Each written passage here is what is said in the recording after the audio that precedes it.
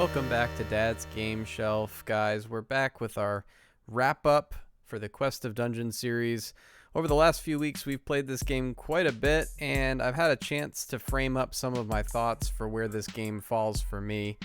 As I was thinking through, in general, what to do with a game like this, I realized that there are kind of three pieces of the puzzle for me at this point. Number one, is there anything here for my kids? That's kind of the first question that I'm trying to answer as a dad is, would I let my kids play this? Is there something here that they would have fun with? Number two is, would I play it with my kids? Because obviously there's a good amount of fun to be had there when, you know, you're looking at a game and you're thinking about what you're going to do with it. If you can play it with someone, it just ups the ante in every regard. And then number three is, would I come back to this for me? Obviously, as I've been playing through this series with you guys, it's been me doing the playtime, and it's been decently fun. But gaming is, as a dad, about way more than just me. So if it's gonna fill that little time slot I've got, it's got to be something pretty particular for it to work out. So for the first one, is it something that I would let my kids play? I don't know really that they would want to play it, is the thing. As I started to play this game, I actually found out quite a bit more about it through the process, but where it fits a cool niche for them that I could see them possibly wanting to explore it is as a 3DS game. They play their 3DSs constantly, and this is an eShop game that you can get. And it would work out great in that sense because they always have their 3DS, and since the Switch has been getting a lot more playtime lately, this would give them something to explore on their own, come back to play for 30 minutes at a time, have some fun with, and then go back to playing Minecraft or whatever it is that they're into at that point. It's a pretty cool pick up and play game because you really don't have any progression. There's nothing to think back through. You just jump in where you left off, or you start a brand new run. And so I think I could see them getting into it like that. I don't see them really wanting to play this in any other context. It's just it lacks progression. There's no growth mechanic, and they play games that they can grow in. They love Minecraft because they can build a world. They play Animal Crossing because they can design a house. So I don't know that this really scratches that itch. It's something different enough that it might be fun for the difference. I think they've enjoyed watching me play through what they've seen of this series. They've laughed at me when I've died and that kind of stuff.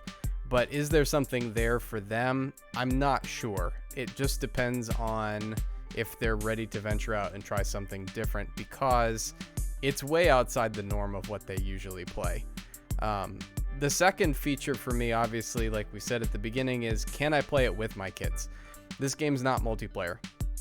So if we wanted to do that, the option is play it together in the same room, come up with a dynamic to how you're going to do that. And honestly, thinking that through is probably one of the coolest pieces of potential for this game, because you could do something where you sit down together on the couch, and the first person, you start with the youngest kid, plays the first floor, and then when you get to the staircase and you go to the next floor, the next kid takes over, and then the next floor I take over for a bit, and then you keep rotating like that, and it becomes an adventure together. I so wish, I thought this through a little bit, I so wish there was a way for simultaneous multiplayer in this game. I don't know how it would work really well, because the dynamic of turn-based movement and the tiles and all that, it would be weird. I totally get that, but it would be so cool if it was possible, because now going on an adventure together, and if you have each person take a member of the party, so someone plays the warrior and then no one else can play the warrior, so someone else has to pick something totally different, and so the next person picks the wizard. Now the wizard's gone, so third person picks the assassin, and you're building a dungeon crawling party almost like you're playing Dungeons and Dragons, and it's happening fast. It's still turn-based, you're still making decisions, and there's some dynamics there that the developers would have to work out to make that possible. But man, that would be cool, because now you take the dynamics of each class and you build a party out of them, and you build strategies around what you can do. It's like a really cool and funky offbeat form of chess, and I could see that being so entertaining, but unfortunately it doesn't work with the game as it is. But as a sequel idea, that would be amazing, and I could see all kinds of value there. The third question is, would I come back and play this? At this point, I don't really see myself sinking too much more time into this.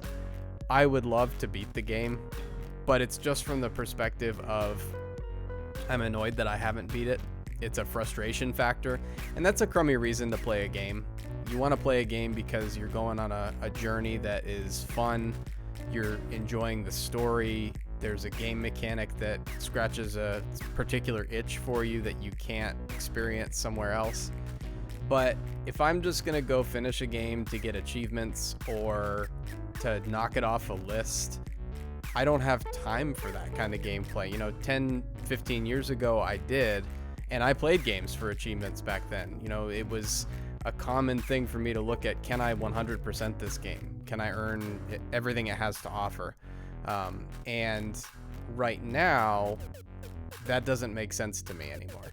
I have to want to go on the journey that the game is taking me on, and I just don't feel like there's anywhere for me to grow in Quest of Dungeons, which is a shame, because it's a pretty fun little game, and there's some cool dynamics to it. But when I sit down and play it for 45 minutes, and then I get a random crit from a bad guy that totally knocks me out, the run is over, I have nothing to show for it, and I start from square one again. The way that I play it, and I've said this in several videos, I think is incorrect. I think you're supposed to play it fast and loose, and just go where it takes you. Let the randomness of the dungeon drive the experience. But I'm trying to clear every room, collect every piece of gear, pick up every treasure, check every shop, and it just doesn't play fast that way. For the videos that I've been making, it takes us 45 minutes to clear 3 floors on average. And so we're clearing a floor in 15 minutes. I did some reading. There's an achievement for this game on Steam to clear the dungeon. I think it's the final mansion, if I'm not mistaken, in 30 minutes. That is never going to happen for me. That doesn't mean that it's impossible, but the way that I play this, that would just be the opposite of fun. And I would be pushing myself the wrong direction. And it's a shame that I'm not gonna go that far with this game, but I just don't see it. It's not that it's a bad game. I actually had a lot of fun making these videos and playing through it, but I've reached the plateau is a good way to think of it, where I've had the experience, I've tried all the classes. I feel like some of the classes are just way undertuned. It definitely seems like there's some balancing issues here that could have been improved on, maybe more guarantees of what skills you get at what points of the game, because that definitely feels like it gimps certain classes. If you're just waiting for a book to drop and you can't get anything to use cooldowns, I feel like that broke the shaman completely. And unfortunately, that means that some of these classes just feel unplayable to me. I would come back and try the wizard, I think, because the wizard has the cool burst mechanic. I would never play the shaman again. It wasn't fun. It was just frustrating. The warrior is fine. Maybe the baseline tune is correct for the warrior. The skills aren't that fun though. So when you think about, I guess the best class in my mind is the assassin, and it's just because there's so much strategy there. I wish the Necrodancer had more unique stuff about her, because it just feels like a smattering of random stuff from the other classes. She feels good. She feels like she's tuned correctly, but it's not unique. And Crypt of the Necrodancer is such a cool game.